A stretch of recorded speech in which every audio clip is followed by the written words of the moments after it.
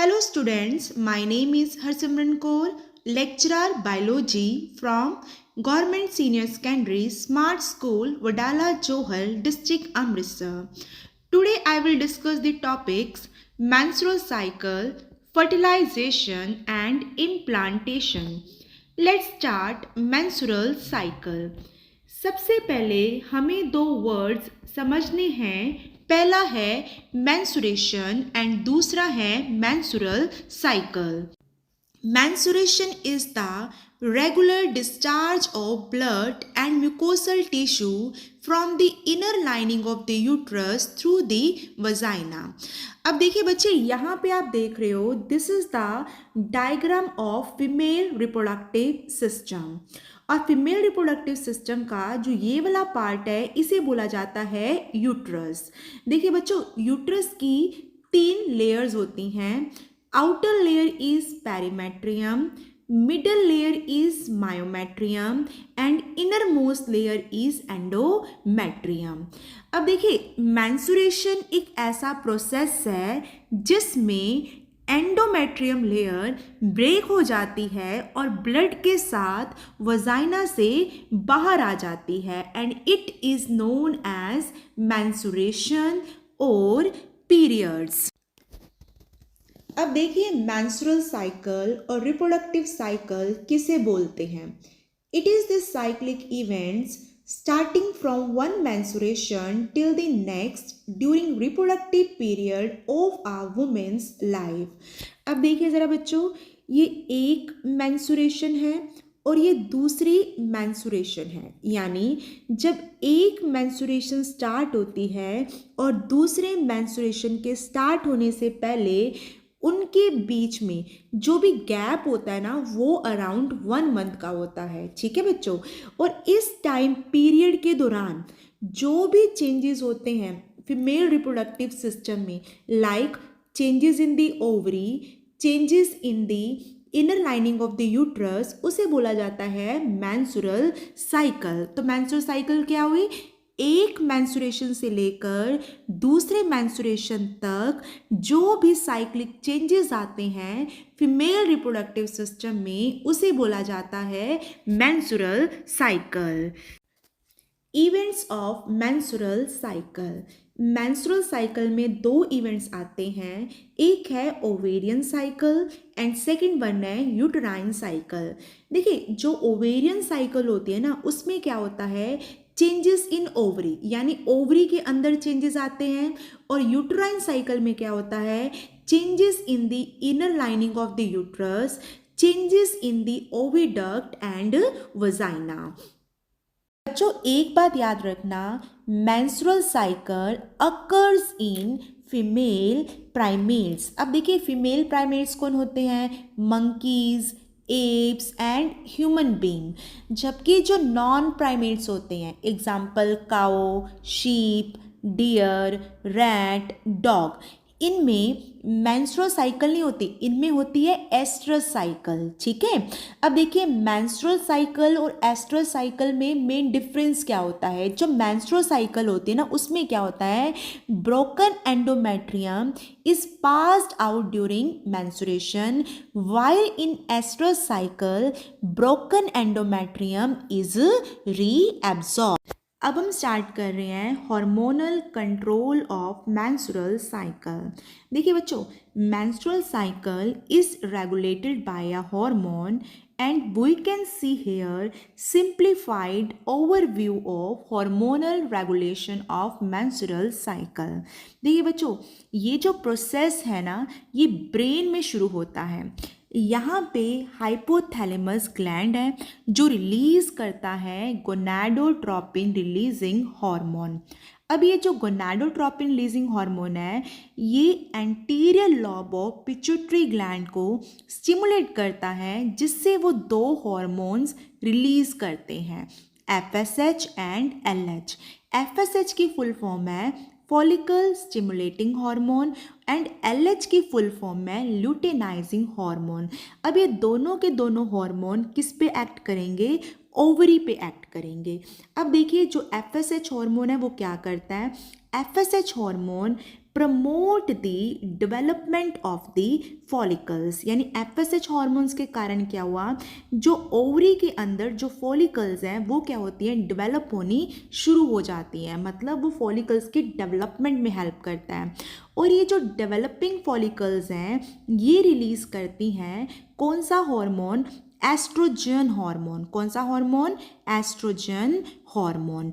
ठीक है बच्चों, अब देखिए ये जो ल्यूटेनाइजिंग हार्मोन है यानी जो LH हार्मोन है ये क्या करता है, ये हेल्प करता है किसमें, ओवुलेशन में। यानी ये मेच्योर फॉलिकल को रप्चर करके अब हम रिलीज करता है। ठीक है, और साथ ही साथ वो एम्प्टी ग्राफियन फॉलिकल को कन्वर्ट करता है किसमें, कॉर्पस लूटियम में। ठीक है, अब देखिए अब कॉर्पस लूटियम बन गया। कॉर्पस लूटियम सिक्रीट करेगी कौन सा हार्मोन, प्रोजेस्टेरॉन हार्मोन। यानी आपने यहाँ पे एक बात देखी कि LH और FSH हार्मोन एक्ट करते हैं किस पे, ओवरी पे। ठीक है, जिनके कारण रिलीज होते हैं ओवेरियन हार्मोन, कौन से, एस्ट्रोजन एंड प्रोजेस्टेरॉन। अब ये दोनों के दोनों ओवेरियन हार्मोन किस पे एक्ट करेंगे, यूट्रस पे एक्ट करेंगे। ठीक है ना। अब देखिए एस्ट्रोजन हार्मोन क्या करता है, ये प्रमोट करता है the thickening of inner lining of uterus, और साथ ही साथ जो प्रोजेस्टेरॉन हार्मोन है वो भी यूट्रस की इनर लाइनिंग को थिक करने में भी हेल्प करता है और इनर लाइनिंग को मेंटेन रखने में भी हेल्प करता है, क्योंकि वो प्रिपेयर कर रहा होता है किसको, यूट्रस को, for possible pregnancy. Hypothalamus release करता है गोनाडोट्रोपिन रिलीजिंग हार्मोन, जो स्टिमुलेट करता है एंटीरियर पिट्यूटरी ग्लैंड को, जिससे वो रिलीज करते हैं दो हार्मोन्स FSH एंड LH, और ये दोनों हार्मोन एक्ट करते हैं ओवरी पे, जिससे ओवरी रिलीज करते हैं दो ovarian hormones estrogen and progesterone, और ये दोनों हार्मोन एक्ट करते हैं यूट्रस पे। हमने यहाँ पे सिंप्लीफाइड ओवरव्यू देखा hormonal regulation of menstrual cycle. अब हम पढ़ेंगे feedback mechanism of ovarian hormone. अब देखिए बच्चे, जो FSH हार्मोन होता है वो ओवरी में क्या करता है, फॉलिकल्स के डेवलपमेंट में हेल्प करता है, और जो डेवलपिंग फॉलिकल्स होती हैं वो सिक्रीट करती हैं एस्ट्रोजन हार्मोन। ठीक है ना।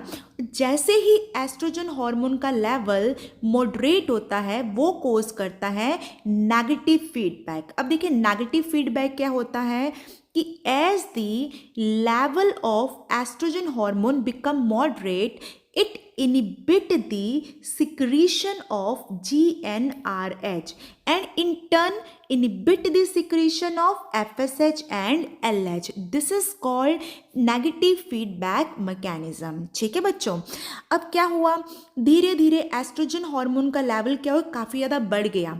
यानी जब एस्ट्रोजन हार्मोन का लेवल पीक पे पहुंच जाता है तो एस्ट्रोजन हार्मोन कोज करता है पॉजिटिव फीडबैक। देखो पॉजिटिव फीडबैक में क्या हुआ, जैसे ही एस्ट्रोजन हार्मोन का लेवल बढ़ा, एस्ट्रोजन हार्मोन फिर से प्रमोट करता है गोनाडोट्रोपिन रिलीजिंग हार्मोन की सिक्रीशन में। ठीक है ना।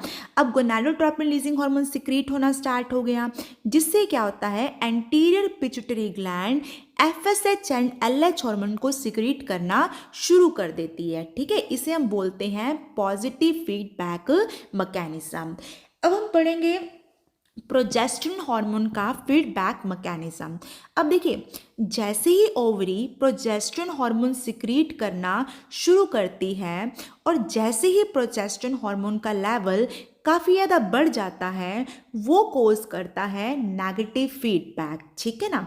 Means the rising the level of progesterone inhibit the release of gonadotropin releasing hormone, which in turn inhibit the production of FSH and LH hormones. देखिए बच्चों, this diagram showing the various events during menstrual cycle. ठीक है। Menstrual में दो events होते हैं, एक होता है ओवेरियन इवेंट्स और सेकंड वन होता है यूटेराइन इवेंट।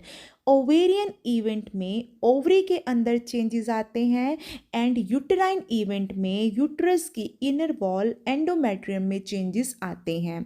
अब देखिए यहाँ पे आप देख रहे हो पिट्यूटरी हॉर्मोन्स देख रहे हो FSH एंड LH। अब देखिए जब FSH एंड LH हार्मोन का लेवल इंक्रीज एंड डिक्रीज करता है उससे ओवरी में चेंजेस आते हैं एंड जब ovarian hormones estrogen and progesterone का लेवल इंक्रीज और डिक्रीज करता है उससे यूट्रस की इनर वॉल एंडोमेट्रियम में चेंजेस आते हैं। अब देखिए जो ये मेंस्ट्रुअल साइकिल है इट इज़ अबाउट 28 और 29 डेज। मेंस्ट्रुअल साइकिल में 4 फेसेस होते हैं। First one is menstrual phase जो 3 to 5 डेज का होता है and second one is follicular phase जिसे प्रोलिफरेटिव फेज भी कहा जाता है, ये 6 to 13 डेज का होता है। और मेंस्ट्रुअल साइकिल के मिडल में यानी 14 डे पे होता है ओवुलेटरी फेज। 15 to 28 डेज का होता है ल्यूटल फेज जिसे सिक्रीटरी फेज भी बोला जाता है। अब देखिए जो फर्स्ट फेज होता है मेंस्ट्रुअल साइकिल का वो होता है मेंस्ट्रुअल फेज। जो मेंस्ट्रुअल फेज होता है वो 3 to 5 डेज का होता है और मेंस्ट्रुअल फेज में क्या होता है the level of oestrogen and progesterone hormone decrease. As a result, the endometrium of the uterus break down and menstruation begin। ठीक है ना। जबकि क्या होता है जो FSH हार्मोन है उसका जो लेवल होता है वो इंक्रीज होना स्टार्ट हो जाता है ड्यूरिंग द मेंस्ट्रुएशन फेज। अब उसका मेन कारण क्या होता है, अब देखिए अब मेंस्ट्रुअल फेज से न्यू साइकिल स्टार्ट हो चुकी है, ठीक है ना। और FSH हार्मोन चाहिए होता है for the development of the ovarian follicles, ठीक है, जिस करके FSH हार्मोन का जो लेवल होता है वो इंक्रीज होना स्टार्ट हो जाता है ड्यूरिंग द मेंस्ट्रुअल फेज। देखिए जो सेकंड फेज होता है मेंस्ट्रुअल साइकिल का वो होता है फॉलिकुलर फेज और प्रोलिफरेटिव फेज। अब देखिए फॉलिकुलर फेज में क्या होता है जो FSH हार्मोन है, ठीक है, उसका जो लेवल है वो इंक्रीज हो जाता है, ठीक है। उसका लेवल इंक्रीज होने से क्या होता है ओवरी के अंदर जो ओवेरियन फॉलिकल्स हैं वो डेवलप होनी स्टार्ट हो जाती हैं, ठीक है ना। अब आप यहाँ पे देख रहे हो कि ओवरी के अंदर फॉलिकल्स हैं, ठीक है। अब ये फॉलिकल्स क्या हो रही हैं डेवलप हो रही हैं under the influence of FSH hormone. अब देखिए ये प्राइमरी फॉलिकल थी, प्राइमरी फॉलिकल कन्वर्ट हुई सेकेंडरी फॉलिकल में, सेकेंडरी फॉलिकल कन्वर्ट हुई टर्शरी फॉलिकल में एंड टर्शरी फॉलिकल कन्वर्ट हुई मेच्योर ग्राफियन फॉलिकल में, ठीक है ना। अब देखिए जो ये फॉलिकल्स हैं, जो ये डेवलपिंग फॉलिकल्स हैं, ये एस्ट्रोजन हार्मोन को सिक्रीट करना स्टार्ट कर देती है। यानी जब एस्ट्रोजन हार्मोन की कंसंट्रेशन लो होती है तब क्या होता है एस्ट्रोजन हार्मोन कोज करता है नेगेटिव फीडबैक। नेगेटिव फीडबैक इसका मतलब क्या होता है at low concentration of estrogen hormone the FSH hormone stop to secrete, यानी वो FSH जो हार्मोन है वो सिक्रीट होना कम हो जाता है यानी बंद हो जाता है, जिससे FSH हार्मोन के जो लेवल है वो डिक्रीज होना शुरू हो जाता है, ठीक है ना। अब देखो अब जो मेच्योर ग्राफियन फॉलिकल है ये और ज़्यादा एस्ट्रोजन हार्मोन सिक्रीट करेगी, ठीक है ना। जब एस्ट्रोजन हार्मोन का लेवल बढ़ जाता है, जब एस्ट्रोजन हार्मोन की कंसंट्रेशन बढ़ जाती है तब वो कोज करता है positive feedback on pituitary hormones, ठीक है ना, जिससे क्या होता है FSH एंड LH हार्मोन का जो लेवल है वो फिर से इंक्रीज होना क्या हो जाता है स्टार्ट हो जाता है, ठीक है। तो हमने यहाँ पे क्या समझा कि जब एस्ट्रोजन हार्मोन लो कंसेंट्रेशन में प्रेजेंट होता है तब ये कोज करता है negative feedback on pituitary hormones, और जब एस्ट्रोजन हार्मोन हाई कंसेंट्रेशन में होता है तब ये कोज करता है positive feedback on FSH and LH hormones. ठीक है ना। अब देखिए, जो फॉलिकुलर फेस में जो ये एस्ट्रोजन हार्मोन है ये क्या करता है, ये स्टिमुलेट करता है the proliferation of endometrium of uterine wall, जिससे क्या होता है, endometrium become thicker by rapid cell multiplication and this is accompanied by an increase of uterine gland and blood vessels. Let's start fertilization and implantation. Firstly, I will discuss about the fertilization. अब देखिए, जो fertilisation है उसकी शुरुआत कहाँ से होती है, उसकी शुरुआत होती है इंसेमिनेशन से। अब देखिए, इंसेमिनेशन क्या होता है, during copulation semen is released by the penis into the vagina, यानी सेक्सुअल इंटरकोर्स के दौरान जो मेल होता है वो वजाइना में सीमेन रिलीज करता है, और सीमेन रिलीज करने को ही बोला जाता है इंसेमिनेशन। अब देखिए, इंसेमिनेशन हो गया यानी वजाइना में सीमेन क्या हो गया, डिपॉजिट हो गया। ठीक है। अब इस सीमेन में काफ़ी सारे स्पर्म्स क्या है, प्रेजेंट है। अब ये जो स्पर्म है ये वजाइना से मूव करके सेराविक्स में जाएंगे, सेराविक्स से यूट्रस में, और यूट्रस से ये फेलोपियन ट्यूब के एम्पुलरी रीजन तक पहुंच जाएंगे। ठीक है। और उसी के साथ साथ क्या होगा, जो ये ओवरी है, ओवरी भी क्या कर रही है, ओवा रिलीज कर रही है। ठीक है। और ये ओवा भी फेलोपियन ट्यूब के एम्पुलरी रीजन में पहुंच जाएंगे।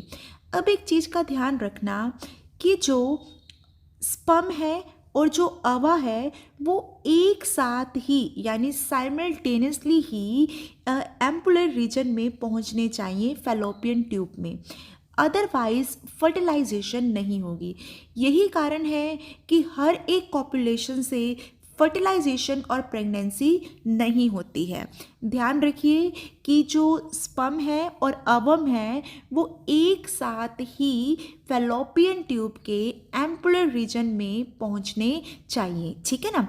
अब देखिए, जब स्पर्म और अवम एम्पुलर रीजन में पहुंच जाएंगे तो क्या होगा, यहाँ पे स्पर्म और अवम फ्यूज करेंगे और यहाँ पे फर्टिलाइजेशन होगी।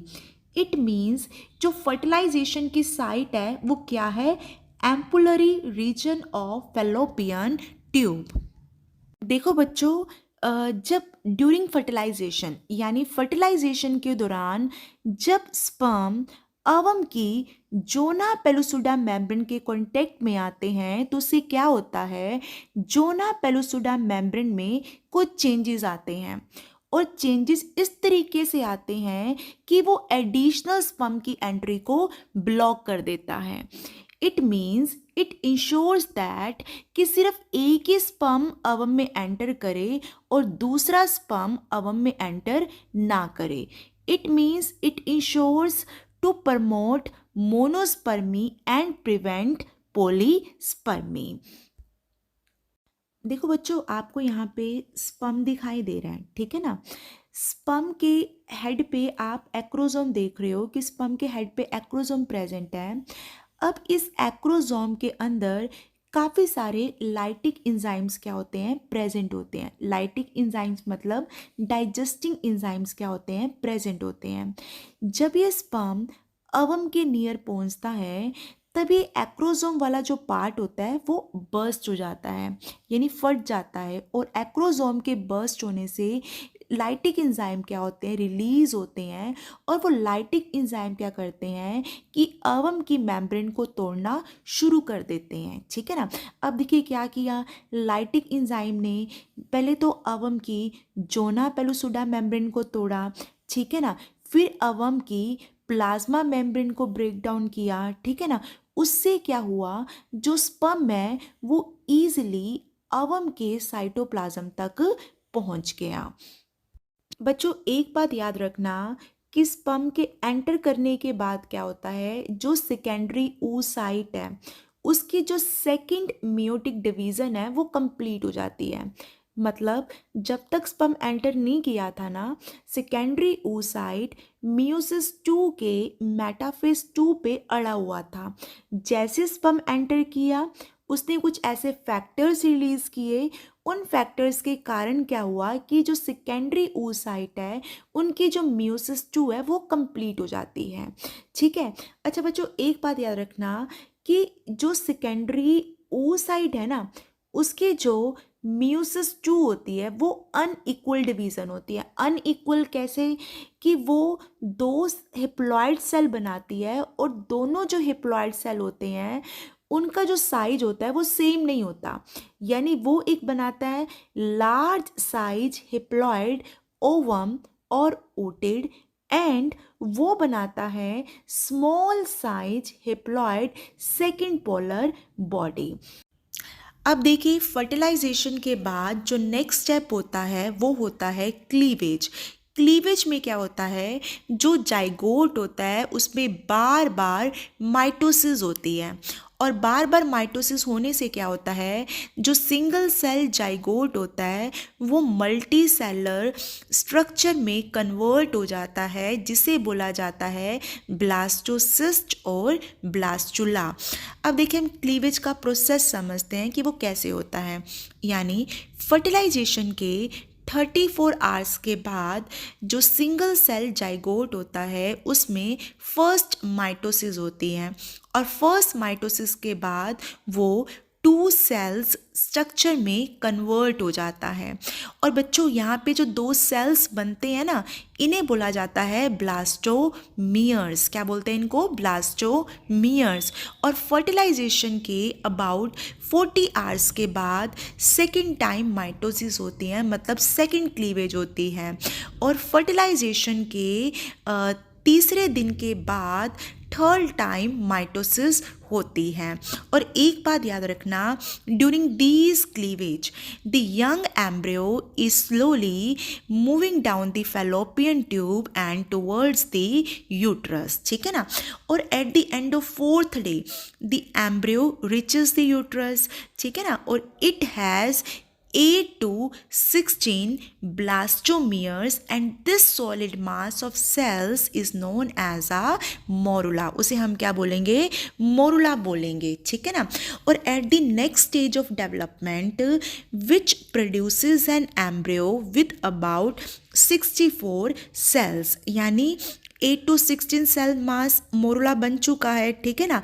अब मोरुला में फर्दर माइटोसिस होगी और डेवलपमेंट होगी, उससे 64 सेल्स स्ट्रक्चर बनेगा, जिसे बोला जाता है ब्लास्टोसिस्ट और ब्लास्टुला। अब देखिए, जो ये ब्लास्टोसिस्ट है ना, ये किससे बना हुआ है? ठीक है ना। The blastocyst is composed of an outer envelope of cells known as a trophoblast. इसे बोला जाता है ट्रोफोब्लास्ट। ठीक है ना। And has a inner cell mass. देखो, ब्लास्टोसिस्ट के स्ट्रक्चर में क्या है, जो आप यहाँ पे जो आउटर लेयर देख रहे हो, इसे आउटर लेयर ऑफ सेल्स देख रहे हो, इसे बोला जाता है ट्रोफोब्लास्ट, और इन सेल्स को बोला जाता है इनर सेल मास। ठीक है ना। अब एक बात याद रखना, जो ये इनर सेल मास है, ठीक है ना, इनर सेल मास को बोला जाता है precursor of embryo. It means inner cell mass give rise to the embryo. अब देखिए, जो ये ट्रोफोब्लास्ट सेल्स हैं, इनका फंक्शन होता है कि ये इनर सेल मास को नरिशमेंट प्रोवाइड करते हैं। क्लीवेज के बाद जो नेक्स्ट स्टेप होता है वो होता है इम्प्लांटेशन। इम्प्लांटेशन में क्या होता है, ब्लास्टुला जो होता है वो यूट्रस की यूट्राइन वॉल के साथ अटैच हो जाता है, और इम्प्लांटेशन फर्टिलाइजेशन के 7 डेज के बाद होती है। अब आप यहाँ पे देख रहे हो, the portion of the blastocyst where inner cell mass is located lies against the endometrium of the uterus. ठीक है ना। अब ब्लास्टुला क्या करेगा, वो धीरे धीरे एंडोमेट्रियम लेयर में इम्बेडेड होता जाएगा, और वो एट द एंड क्या होगा, वो एंडोमेट्रियम लेयर में कंप्लीटली बरी हो जाएगा, और इसे क्या बोला जाता है, इम्प्लांट expectation. Thank you.